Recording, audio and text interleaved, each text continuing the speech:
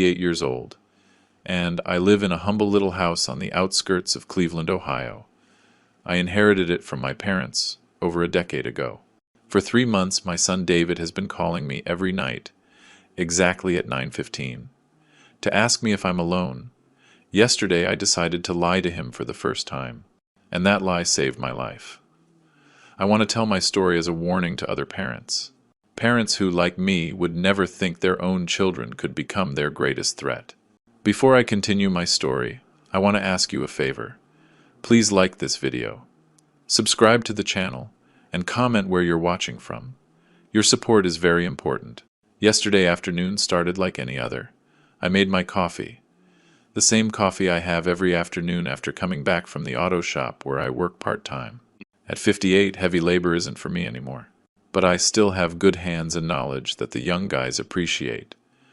I was cleaning some tools in the sink when my cell phone rang. "Hello?" I answered, drying my hands on a rag. "Dad, it's me." My son David's voice sounded the same as always, flat, almost emotionless. "Ah, son, how are you? Everything okay at work?" I asked, trying to keep the conversation normal, even though I already knew what was coming. "Yeah, everything's fine," he replied quickly. Then came the usual question. "Are you alone right now?"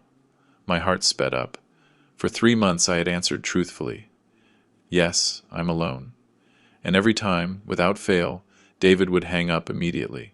The few times someone was with me and I told him, he would bombard me with questions. Who's there? What are they doing at the house? How long are they staying? This time, something inside me told me I had to lie. No, I'm not alone," I answered, gripping the phone tightly. Amanda stopped by for coffee. The silence on the other end of the line was brief, but noticeable. "Amanda? The lawyer?" His voice changed. The tension was obvious in every syllable. "What is she doing there?" "She came to help me with some papers for the house," I improvised. "You know, that paperwork I never seem to understand." "What papers? What are you talking about?" David insisted, his voice getting more agitated. "Nothing important, son. Just the deed to the house. Taxes. Old man stuff," I said, trying to sound casual. "Why? Do you need something?" "No," he answered curtly. "We'll talk tomorrow." He hung up without saying goodbye, as usual. I stood there looking at the phone, with a mix of relief and worry. It was the first time in 3 months that I had broken the pattern, and David's reaction unnerved me. I left the phone on the table and walked to the window. The little house my parents left me isn't much. 2 small bedrooms, a bathroom, a kitchen diner, and a small living room. But it's my home, filled with memories and a lifetime of hard work. I never thought I would have to protect it from my own son. David was born when I was 26. His mother, Lucy, and I never got married, but we tried to raise him together until she decided to move to Chicago when he was 7. I kept custody because she traveled constantly for work. It wasn't easy raising a boy alone, but I did the best I could. My son was always quiet, intelligent, observant. He studied business administration and got a good job at an insurance company in Cleveland. We saw each other for lunch on Sundays, holidays, the normal stuff between an adult father and son. There were never any major conflicts between us, until 3 months ago. It all started with little things, objects that weren't where I had left them, documents in my drawer that appeared in a different order, the feeling that someone had been in my house when I wasn't there. At first I thought it was my memory playing tricks on me. At my age, you start to doubt yourself. Then the calls started. Every night. 9:15. On the dot. The same question. "Are you alone?" I tried to ask David why he wanted to know, but he always dodged the subject. Or he'd say he was just worried about me, that he didn't want me to be alone at my age. One day, coming home from work, I noticed my toolbox was open. My big wrench was missing. I thought maybe I had lent it out and forgotten. 2 days later, the drawer where I keep important documents was slightly open, even though I was sure I had closed it. That's when I decided to install cameras. It's not something a father wants to do, spying on his own home, out of fear of his son. But something wasn't right. My friend Ray, who works at an electronics store, helped me install 2 small cameras. one in the living room and one pointed at the front door. He showed me how to check the recordings on my phone. The first night, nothing happened, nor the second. On the third night, I woke up with a start at 3 in the morning. I thought I heard a noise, but when I checked the house, I found nothing unusual. In the morning, I checked the recordings. My heart almost stopped. At 2:37 inches the morning, the front door opened slowly. David walked in, using a key I never gave him. He moved with the familiarity of someone who knows every corner. He went straight to the document drawer, took out several papers, photographed them with his cell phone, and then carefully put them back. Afterward, he walked silently toward my bedroom. He opened the door just enough to look inside. He watched me sleep for almost a full minute, and then left as stealthily as he had arrived. I felt the floor move beneath my feet. My own son was entering my house while I slept. Why? What was he looking for? Since when did he have a key? 1,000 unanswered questions swirled in my head. That day, I called Amanda Vance, a lawyer friend of mine for years. I met her when she helped me with the inheritance of this house. She's a direct, honest woman, and the only person I felt I could trust right now. We met at a coffee shop far from my house and David's office. I showed her the video and told her about the nightly calls. "Michael, this is very serious," Amanda said after watching the recording. "It's not just trespassing. It's a violation of your privacy and safety. Have you noticed anything else strange?" I told her about the moved objects, the missing wrench, and a detail I had remembered that morning. About 4 months ago, David asked to borrow $50,000 for an emergency investment. I gave him the money without asking many questions. I trust him, and he's never been irresponsible with money. Now I wondered if there was a connection. "We need to know what's going on," Amanda said. "I can help you legally, but first we have to understand what David is looking for. Do you have anything of value he might want?" I shook my head. "I live on my pension and what I earn at the shop. The house is the only thing I have, and it's not worth much in this area." "And what documents was he looking at?" "They looked like my bank papers, the deed to the house, and I think my driver's license." Amanda frowned. "Michael, do you think you could find out what's going on in David's life? Does he have financial problems? Addictions? Bad influences?" "I don't know," I confessed. "We've drifted apart in recent years. He divorced Jessica 2 years ago, and since then he's been more withdrawn. But he always shows up for our Sunday lunches, though lately he's quiet, distant." "And you haven't noticed changes in his behavior, besides the calls?" I thought for a moment. Sometimes it seems like he's talking to himself, mumbling things I can't understand. And one time I saw him arguing heatedly on the phone, but when I asked, he said, "It was just a difficult client." Amanda took my hand across the table. Her gesture comforted me, but her words chilled me to the bone. "Michael, we need to know what your son is planning. If he has a copy of your key and is reviewing your personal documents, he could be plotting something serious. Do you have a way to get into his apartment?" The idea seemed crazy at first. Enter my son's apartment without his permission? But I remembered how he had entered mine, how he watched me sleep, and I knew Amanda was right.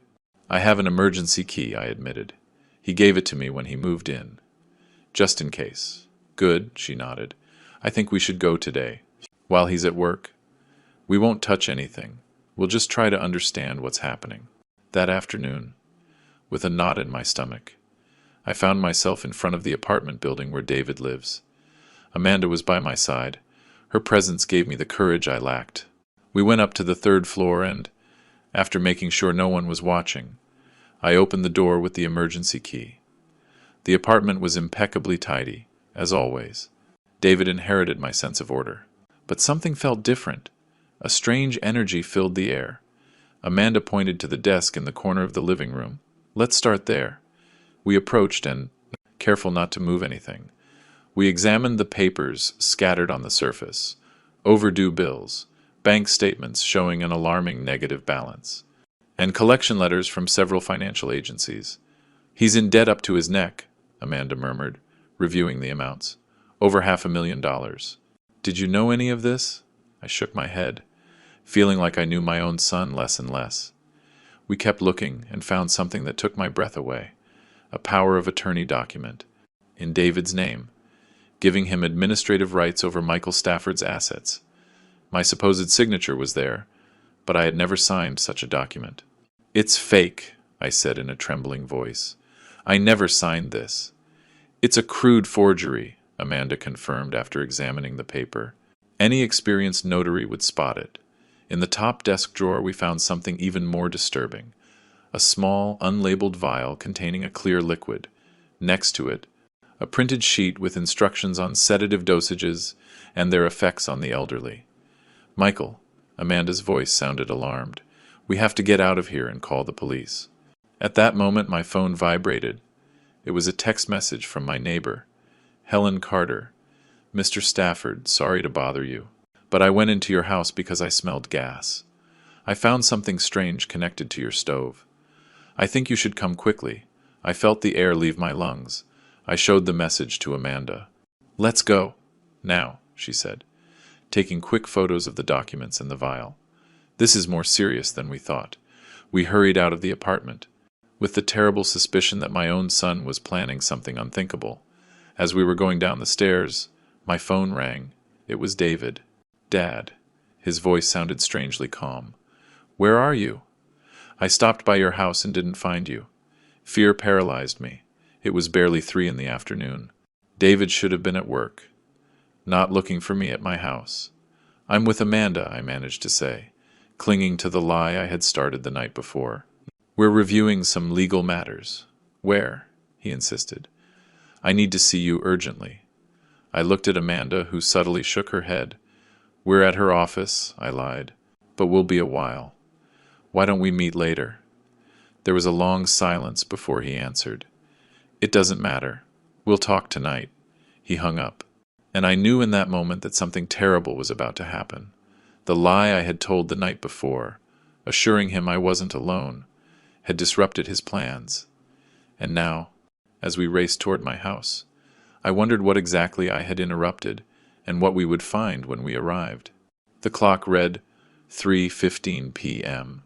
In less than 6 hours, my son would call again, asking if I was alone. This time, I knew my answer would determine much more than a simple conversation. It could determine if I would live to see another dawn. Amanda and I reached my house in less than 20 minutes. Helen was waiting for us at the entrance, visibly nervous. She's a woman in her 70s who has lived next to my house for as long as I can remember. She knew my parents and has watched me grow old. Her normally kind face was tense. "Michael, thank goodness you're here," she said when she saw us. "I came to drop off the tortillas I promised you, and I smelled something strange. Like gas, but different." "Did you go inside?" I asked as I unlocked the door. "Yes. Forgive the intrusion. I have the emergency key you gave me years ago. I got very worried and decided to check." The 3 of us went in. The house looked normal, but Helen led us straight to the kitchen. "Look," she pointed toward the stove. "I found this connected in the back." I bent down to get a better look. It was a small digital device connected to the main gas line. It had a screen displaying numbers. 2, 3. "It's a timer," Amanda said, examining it without touching it. "It seems programmed to activate at 3 in the morning." "Activate for what?" Helen asked, carefully. I followed the wires coming out of the timer. They were connected to a valve that didn't belong to my original setup. "To open the gas," I answered in a thin voice, "at 3 in the morning, while I'm sleeping." We looked at each other in silence, understanding the gravity of what we had found. My son wasn't just entering my house at night. He had installed a mechanism to release gas while I slept. "We have to call the police," Amanda said, pulling out her phone. "Wait," I stopped her. "We need more concrete proof. If we accuse my son without sufficient evidence, he could deny everything."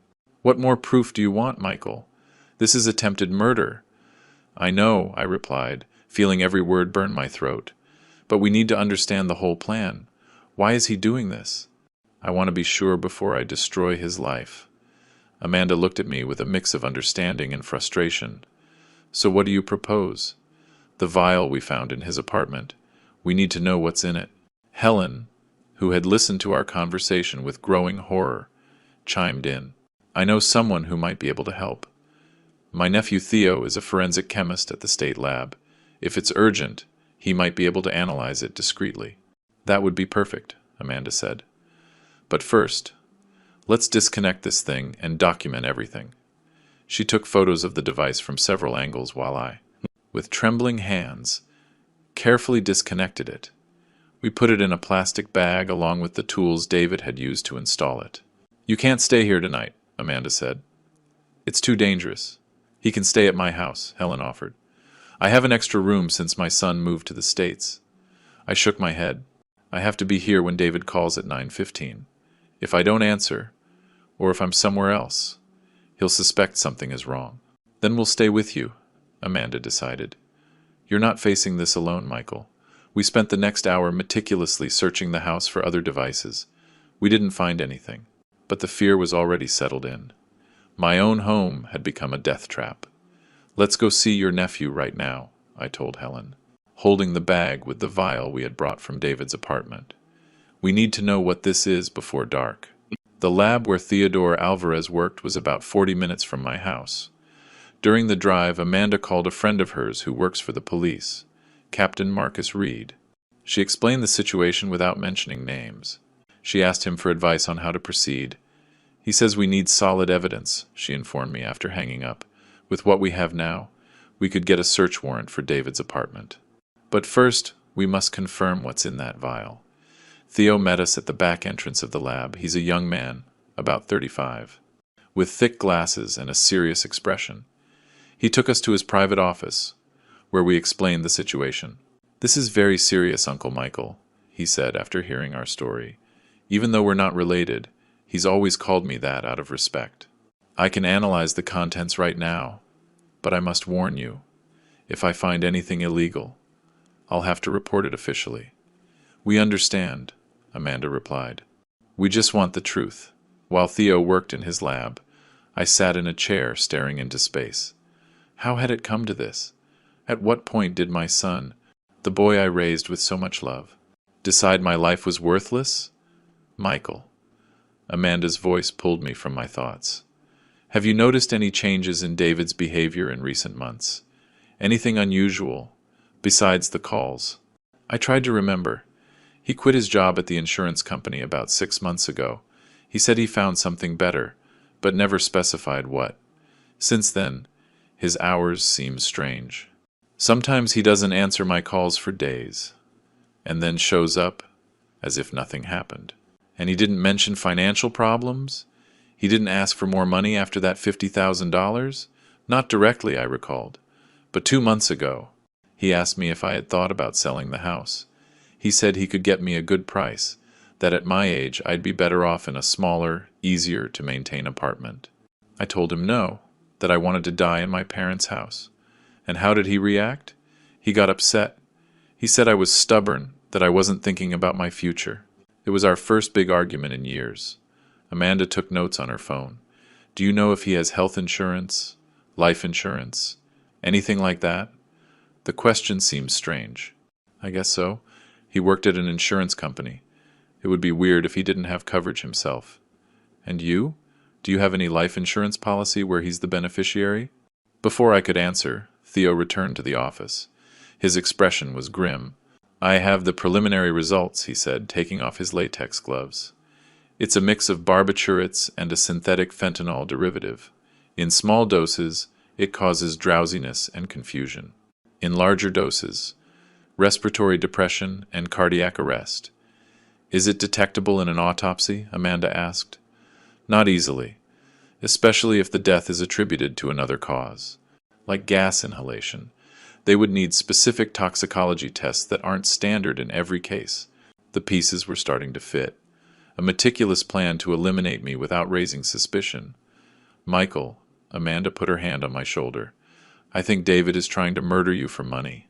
The debts, the forged power of attorney, the device on the stove, this substance, it all points to a life insurance policy or something similar. But I don't have any insurance policy worth anything, I answered, confused. Just the basic one that comes with my pension. It's not worth more than $50,000. We need to find out if David took out a policy in your name, Theo said. He worked at an insurance company, right? He could have forged your signature on more documents. I looked at the clock. 6:30 p.m. Less than 3 hours until David's usual call. Let's go back home, I decided. I need to be there when he calls. Theo kept a sample of the liquid as evidence and walked us to the exit. I'll give you my official report tomorrow. In the meantime, be very careful. If we're really dealing with a planned murder attempt, the person responsible could take desperate measures if they suspect they've been discovered. Back at home, Amanda made more calls. She contacted a friend who works in the fraud department of an insurance company. She asked him to investigate if there was any recent policy in my name. I have another theory, she said while we waited. What if David took out a life insurance policy on you without your knowledge? With his experience in the field, he would know how. But he'd need my signature. Medical exams, all forgeable, especially for someone with contacts in the industry. And it would explain why he was looking at your documents. He needed personal information, copies of your ID, maybe your medical history. The idea was so twisted I had trouble accepting it. My own son, planning my death for money. At 8:45, Amanda's friend called back. She hung up and looked at me. You were right, she told her friend. A life insurance policy exists in your name for $1.5 million, taken out 4 months ago with National Insurance. The sole beneficiary is David Stafford. What's interesting is that the policy has a special clause that doubles the payout in case of accidental death. $3 million, I murmured, processing the number. All this for money? The debts we saw in his apartment were over $500,000, Amanda recalled. Maybe he's more desperate than we imagined. As I was processing this, the house phone rang. I looked at the clock. 9:10. 5 minutes before David's usual call time. It was strange for him to use the landline instead of my cell. Don't answer, Amanda warned. He might be checking if you're home. We let it ring until the machine picked up. No one left a message. At 9:15 on the dot, my cell phone vibrated. It was David, punctual, as always. Put it on speaker, Amanda whispered. I nodded and answered. Hello, Dad? David's voice sounded different, tenser than usual. How are you? Fine, son. And you? Busy. Lots of work. He paused. Are you alone? I looked at Amanda, who nodded slightly. No, I replied. Amanda is still here. We've been reviewing some important documents all day. The silence on the other end was longer than usual. What documents? Nothing special. House stuff. Is she staying the night? The question was too direct. Almost aggressive. Probably, I improvised. It's late, and we still have a lot to review. Another silence. I could almost feel my son's frustration through the phone. Dad, I need to talk to you alone. It's important. Can I come over now? Amanda shook her head vigorously. It's not a good time, son. Can we talk tomorrow? I'll buy you breakfast. It's urgent, he insisted. It'll only take 5 minutes. Really? I can't tonight. We're in the middle of something important. What could be so important? His tone turned hostile. What exactly are you reviewing? I felt a chill. The conversation was taking a dangerous turn. David, we'll talk tomorrow. I love you, son. No.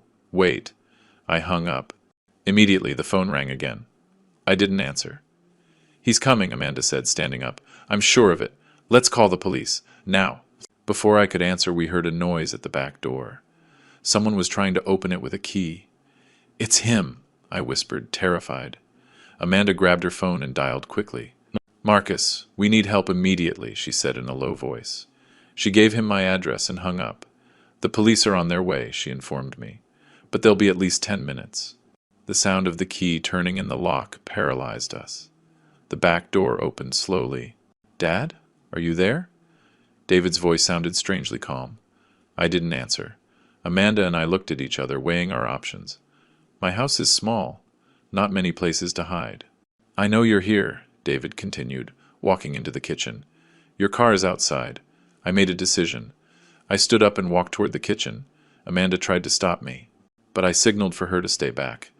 I'm here, son, I said, facing him. David was standing by the stove, exactly where the device we disconnected hours earlier had been. He was carrying a small backpack, and his gaze quickly scanned the kitchen, looking for something. "Where's Amanda?" he asked, his voice controlled but his eyes restless. "She went out to buy something for dinner." "What's so urgent it can't wait until tomorrow?"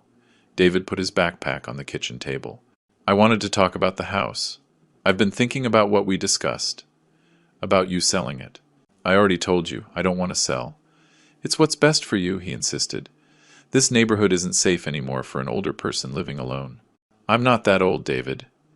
And I like my life here." My son walked over to the stove and looked behind it, immediately noticing something was missing.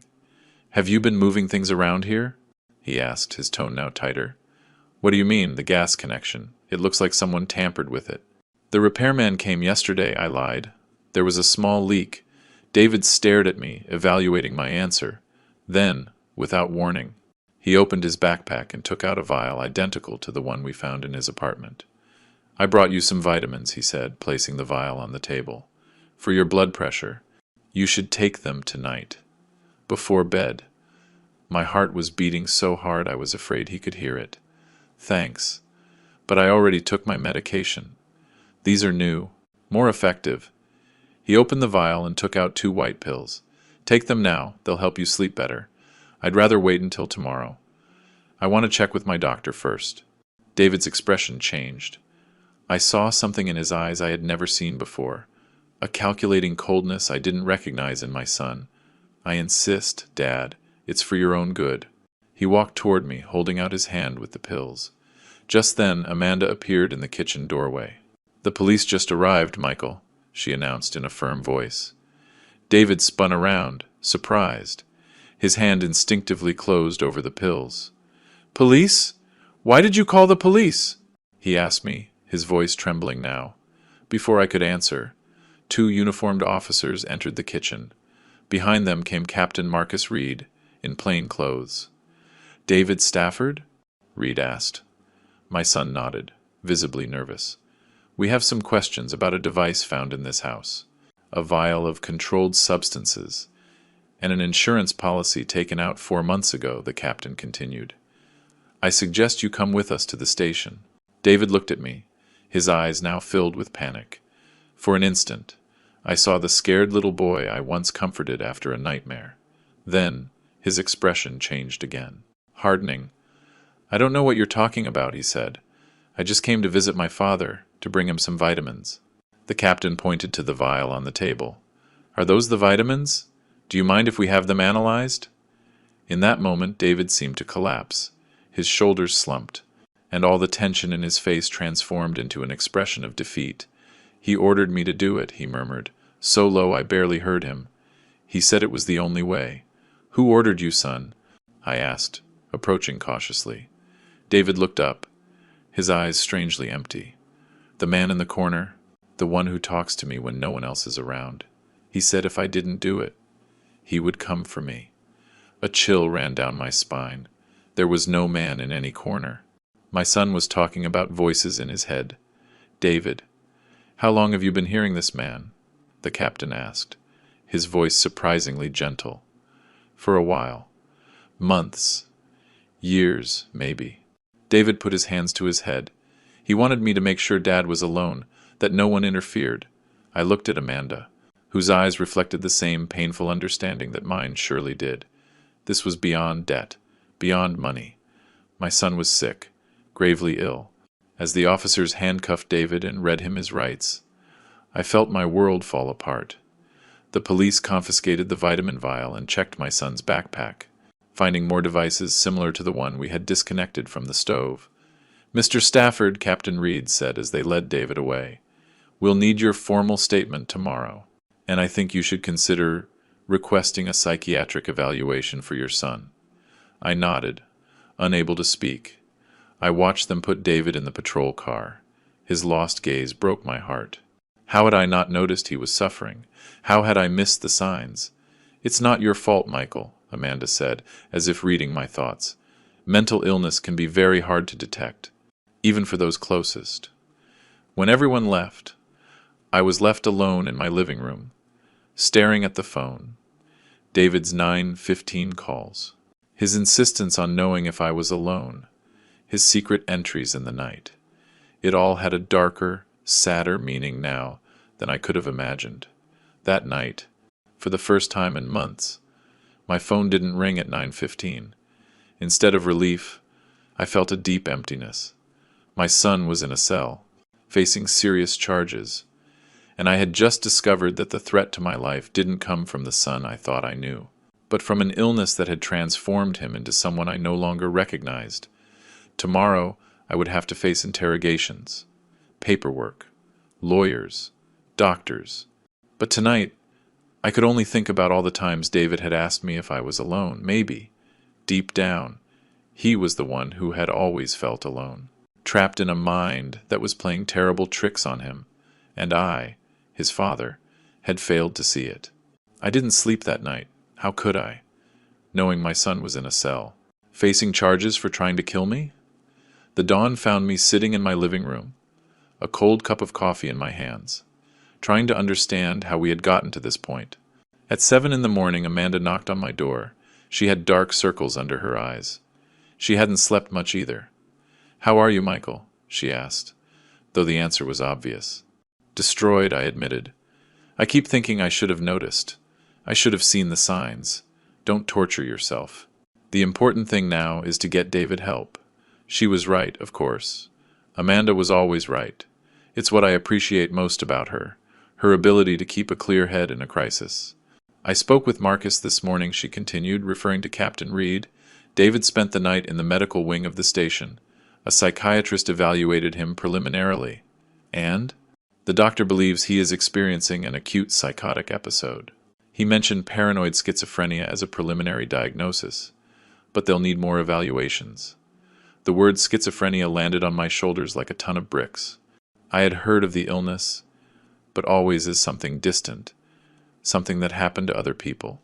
What happens now? There's a preliminary hearing at 10. The judge will determine if David should remain in custody or if he can be transferred to a psychiatric institution while the investigation is completed. I stood up, resolute. "We have to be there." "Of course," Amanda nodded.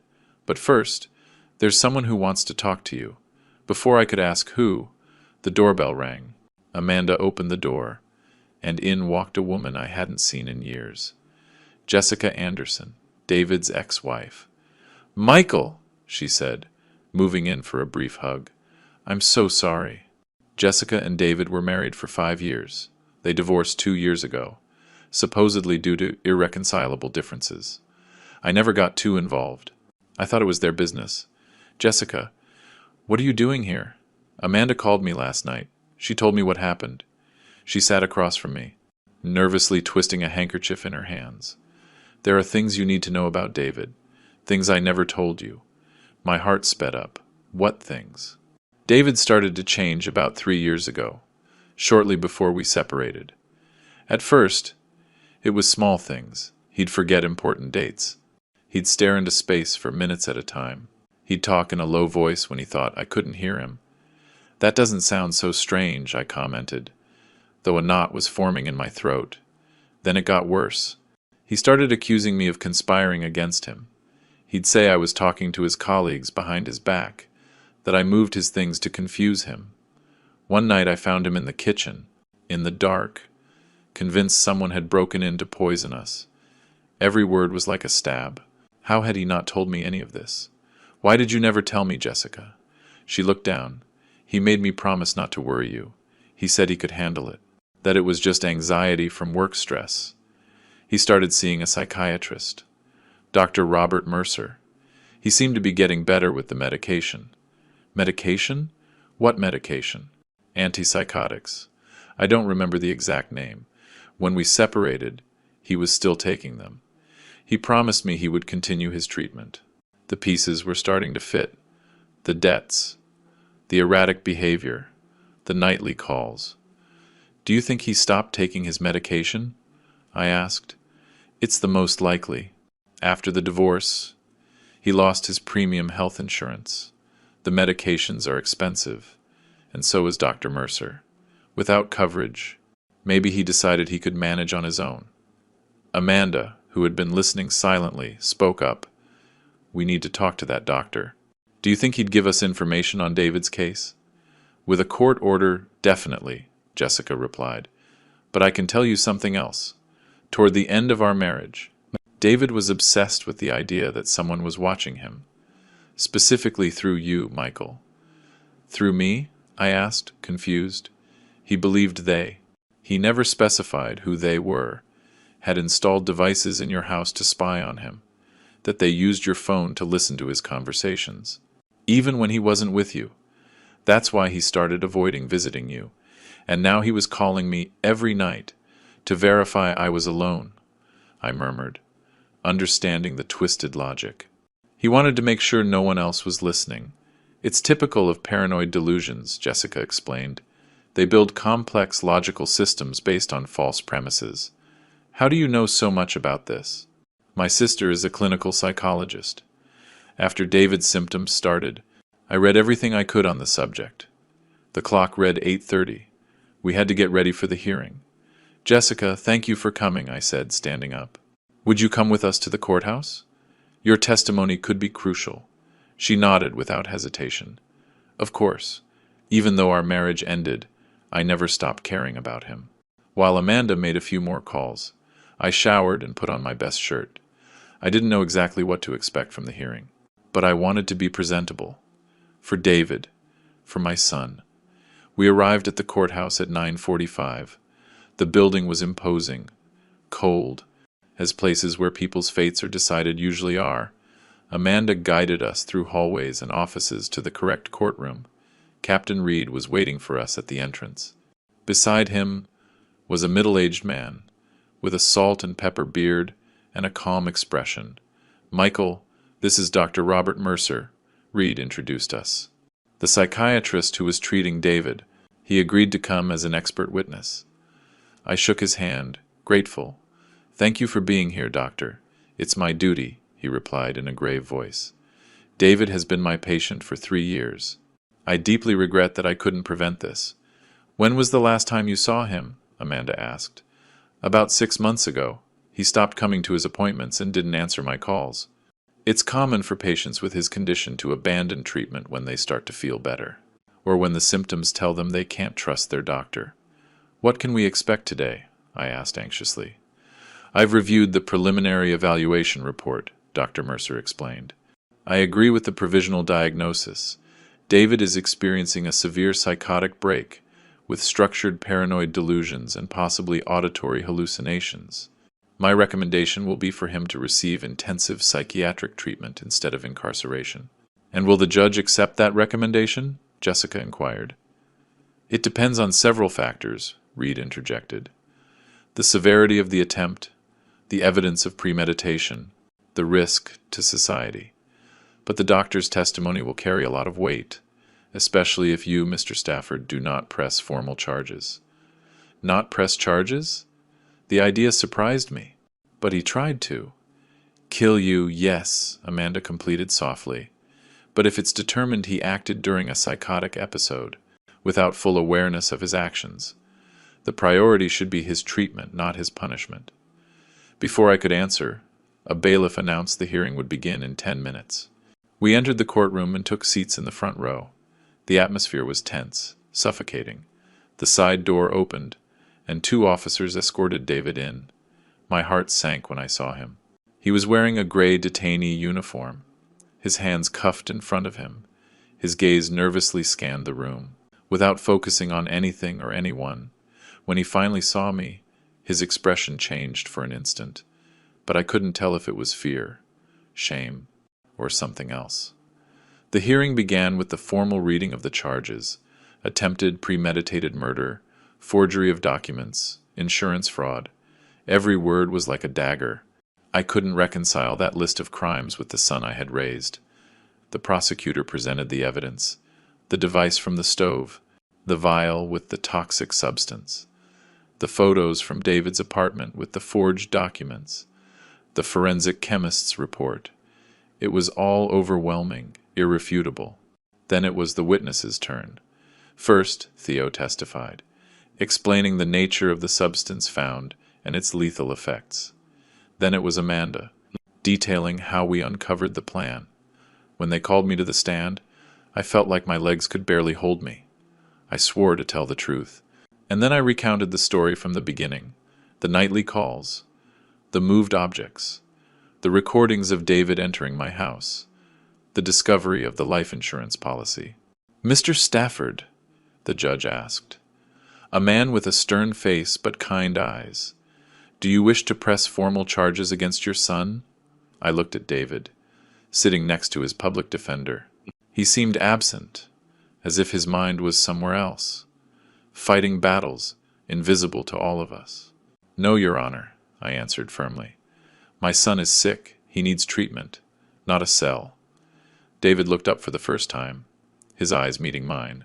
I saw confusion, pain, and a glimmer of that little boy who once asked me to check under his bed for monsters. Dr. Mercer's testimony was extensive and detailed. He explained the nature of schizophrenia, how paranoid delusions can build entire alternate realities, and how David likely acted according to the twisted logic of those false beliefs.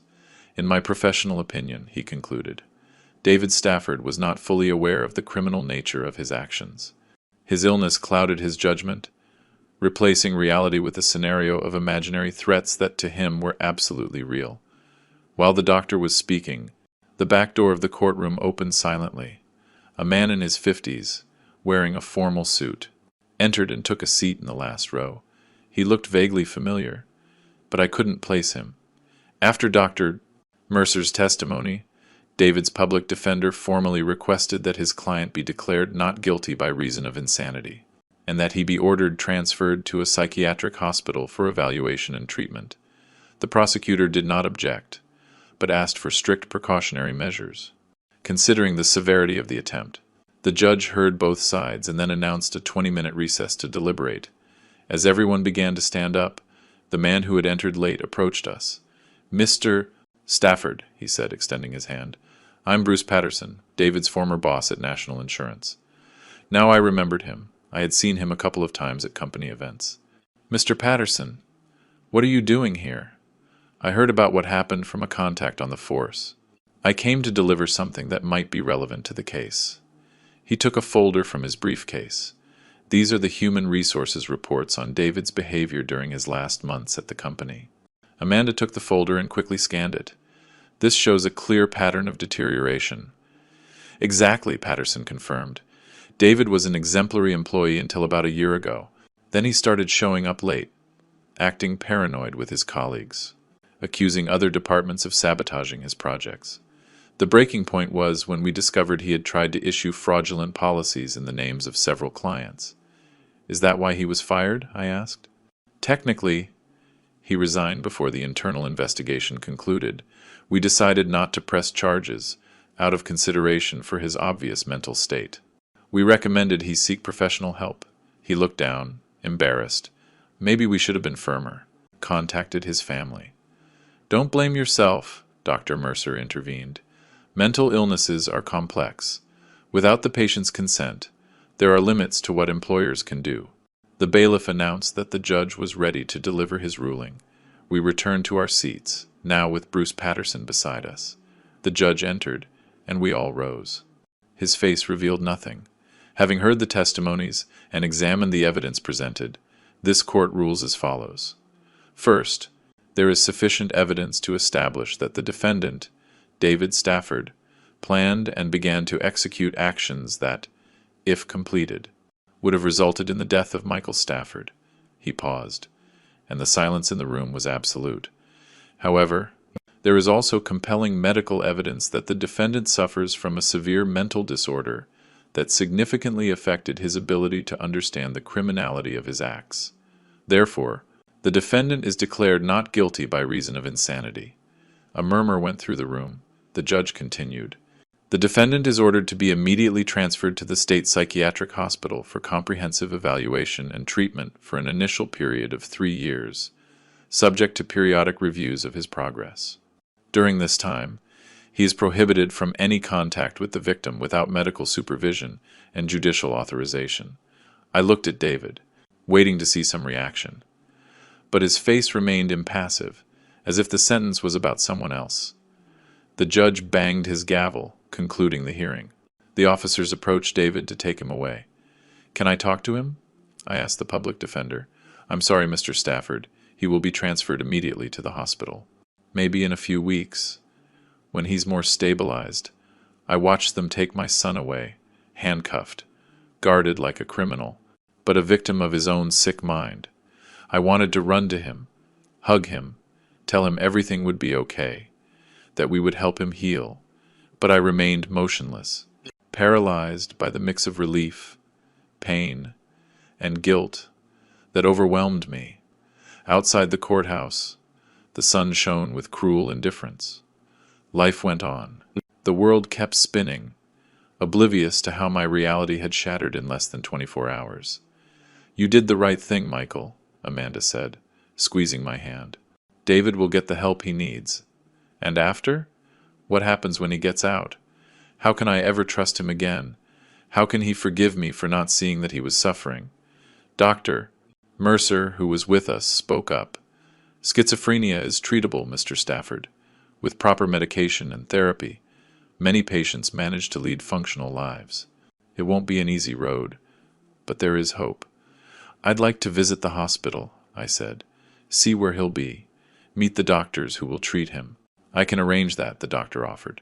"I know the director. In fact, if you'll allow me. I'd like to stay involved in David's case. I feel a certain responsibility for having lost contact with him." I nodded gratefully. At least David would have good professionals looking after him. Jessica approached, her eyes moist. "I have to go. I have a flight back to Chicago this afternoon, but I'll be in touch, Michael. And if you need anything, thank you for coming, Jessica. Your testimony was crucial." We said goodbye with a brief hug. As I watched her walk away, I thought about everything I didn't know about my son's life, all the signs I had missed. Bruce Patterson also said goodbye, handing me his card. "Please, keep me informed of David's progress. He was an excellent employee, very talented. When he's better, we could talk about possibilities of him returning." It was a kind gesture, though I knew David's road to recovery would be long. Amanda drove me back home. We barely spoke during the ride. We didn't need to. Her presence was comfort enough. When we arrived, I saw my house with new eyes. The place that had been my refuge for decades now seemed strange, tainted by the memories of what almost happened there.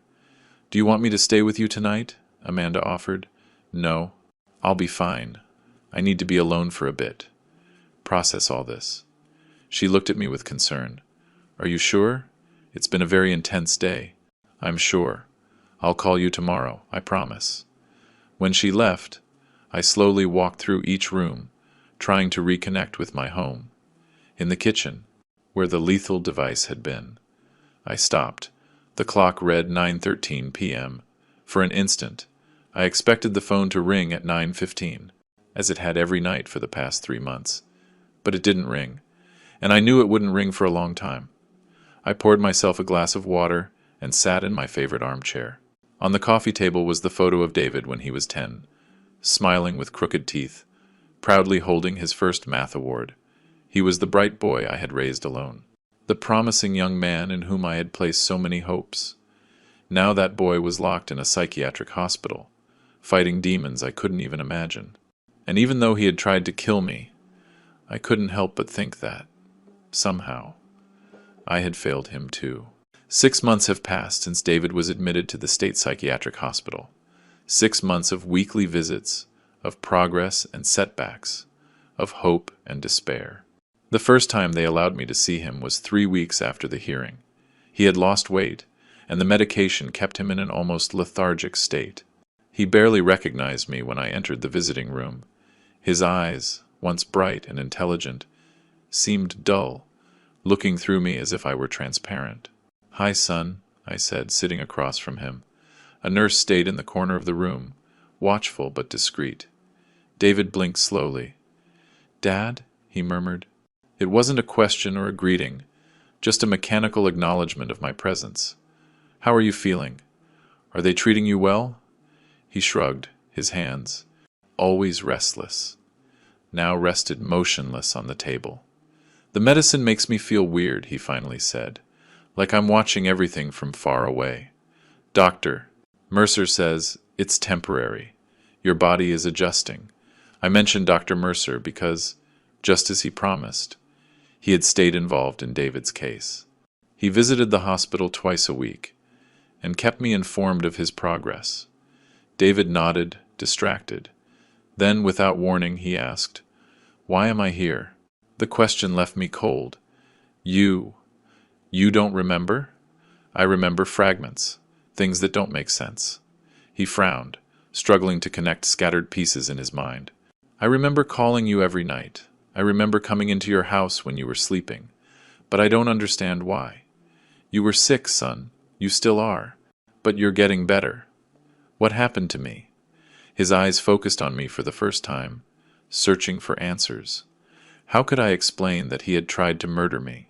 That he had meticulously planned my death to collect an insurance policy? "Doctor, Mercer had warned me it would be counterproductive to overwhelm him with all the details at once, that he needed time to process his fragmented reality." "Your mind was playing tricks on you," I answered carefully. "It made you believe things that weren't true. You acted based on those false beliefs." "Did I hurt you?" His voice broke. "No, son. You didn't get to hurt me. Technically it was true. The plan was never completed." David looked down, ashamed. "There are times I remember voices. Voices that weren't real, were they?" "No, they weren't real. It was your illness speaking. That first visit was brief, but painful. My son was there physically, but a part of him was still lost in the labyrinth of his mind. As I was leaving, he stopped me by grabbing my sleeve. "Will you come back?" he asked in a small voice, like when he was a child and afraid I'd leave him. "Every week," I promised. "I'll be here every week without fail." And I kept my promise.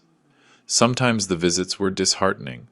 David would be withdrawn, confused, trapped in his own thoughts.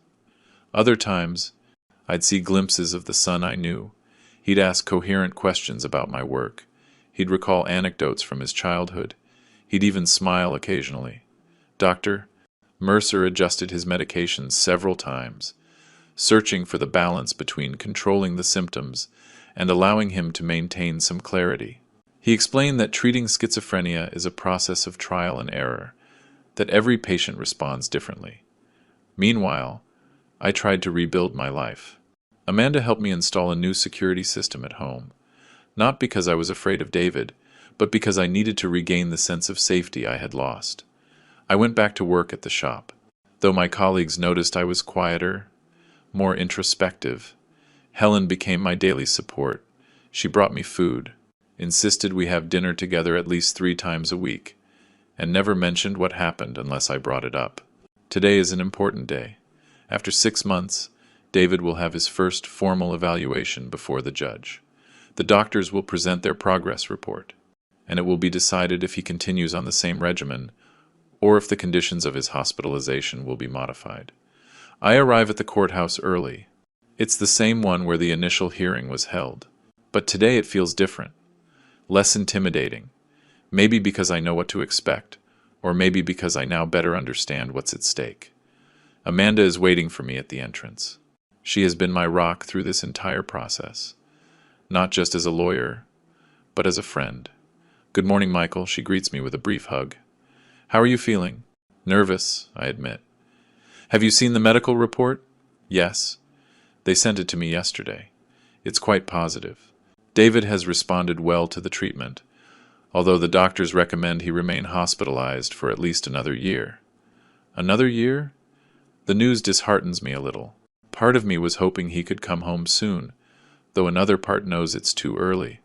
"It's what's best for him," Amanda says gently. "He needs to be completely stable before facing the outside world."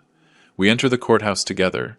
Dr. Mercer is already there, reviewing some documents with David's public defender.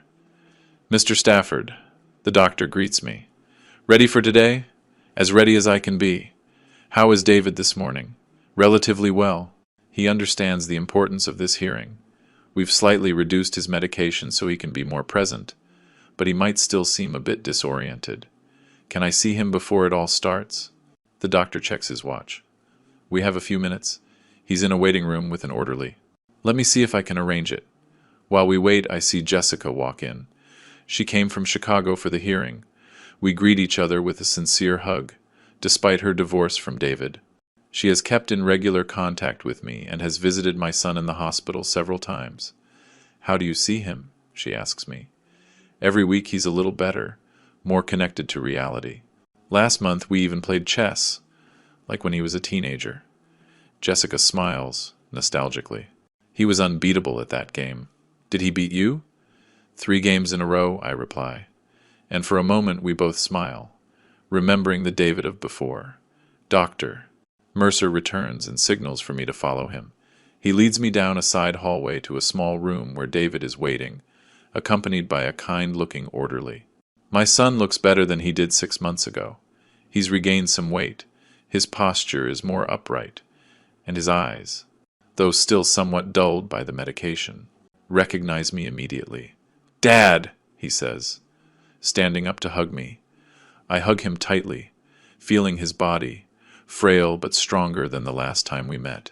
5 minutes, doctor, Mercer advises, giving us some privacy. Are you nervous about the hearing? I ask when we sit down. A little. David rubs his hands, a nervous gesture I know well. Doctor, Mercer says he's going to recommend I stay. It's what's best for your recovery, son. He nods slowly. I know.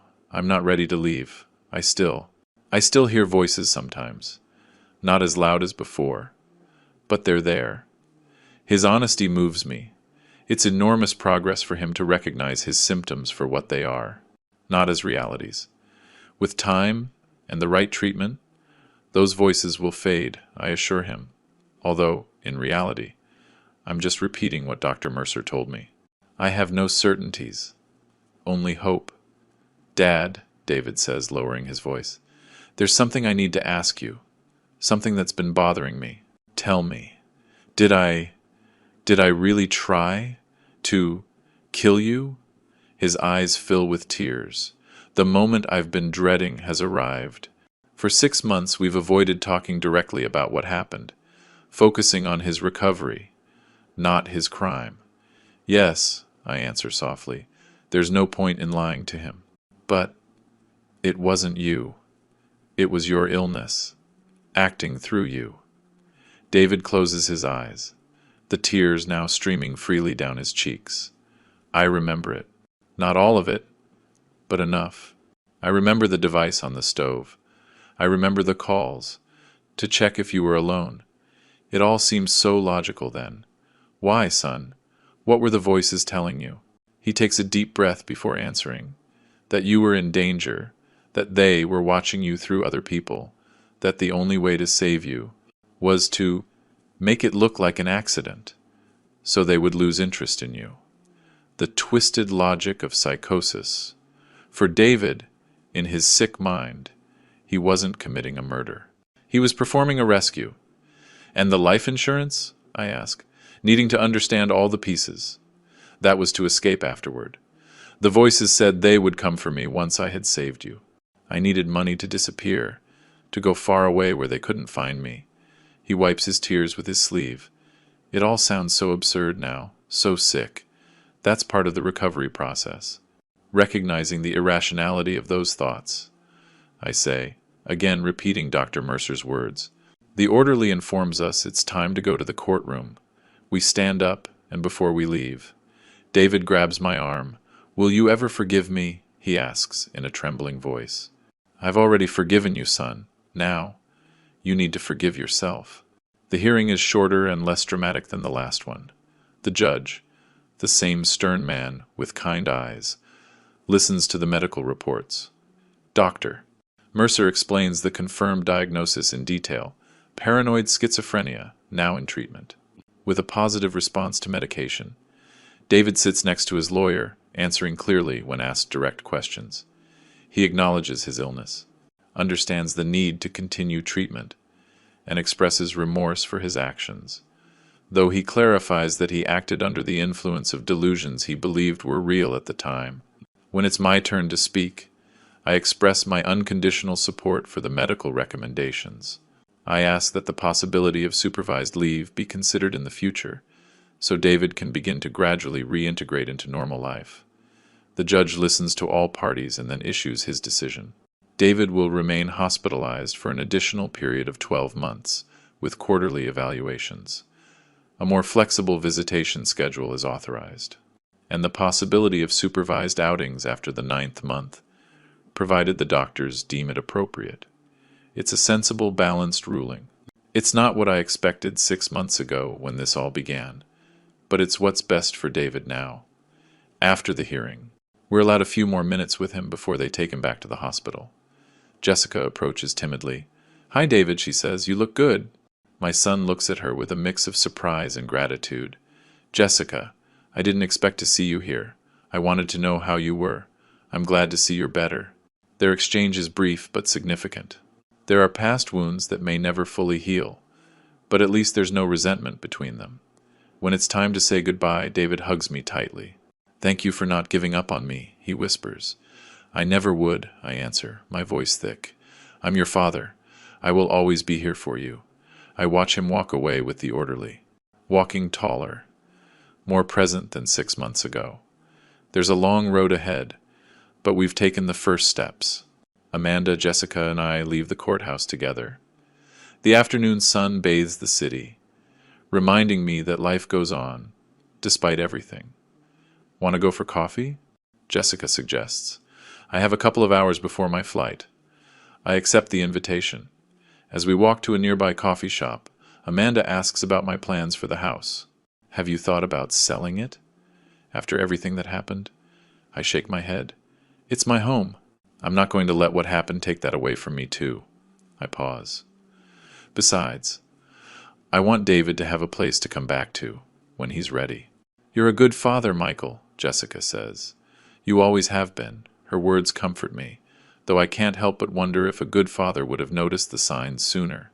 If I had been more attentive, more present, could I have prevented David's illness from progressing so far? At the coffee shop, as we drink our coffee, Jessica tells us about her work in Chicago. Amanda talks about her other cases, and I listen, grateful for these moments of normality in the midst of the storm my life has been. When Jessica leaves for her flight, Amanda accompanies me back home. On the way, we pass the auto shop where I work. "Are you going back tomorrow?" she asks. "Yes." The routine helps keep me grounded. I'm glad to hear that. Life must go on, Michael. When I get home, Helen is waiting for me on the porch with a pot of fresh soup. "How did it go?" she asks, worried.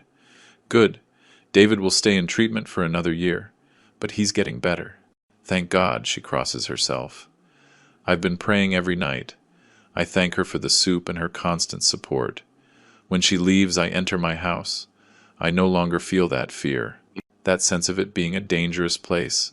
I have reclaimed my home, my life."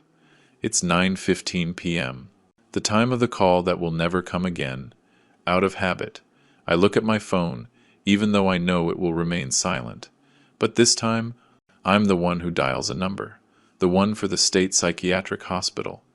After identifying myself, they transfer me to the nursing station in David's unit.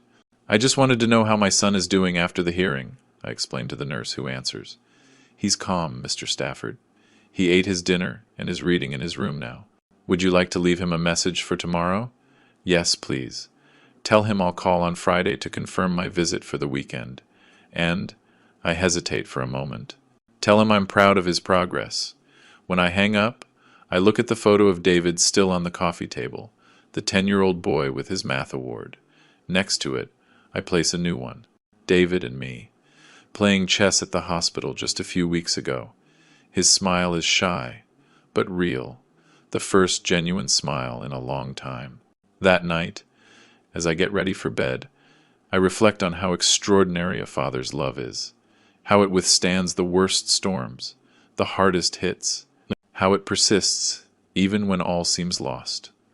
My son tried to kill me, driven by the demons of his sick mind, and still, all I want is to see him heal, to see him be himself again, not for my sake, but for his.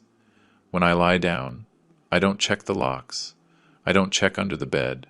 I don't fear the shadows. For the first time in a long time, I sleep peacefully, knowing that David and I are both on the right path, a difficult path, full of challenges, but also of hope. The lie I told that night saved my life. But the truth, as painful as it has been, is saving my sons. And that's all a father can ask for. If my story moved you, please like and subscribe so you don't miss my next confessions. Remember, sometimes a lie can save your life, but the truth always saves the soul.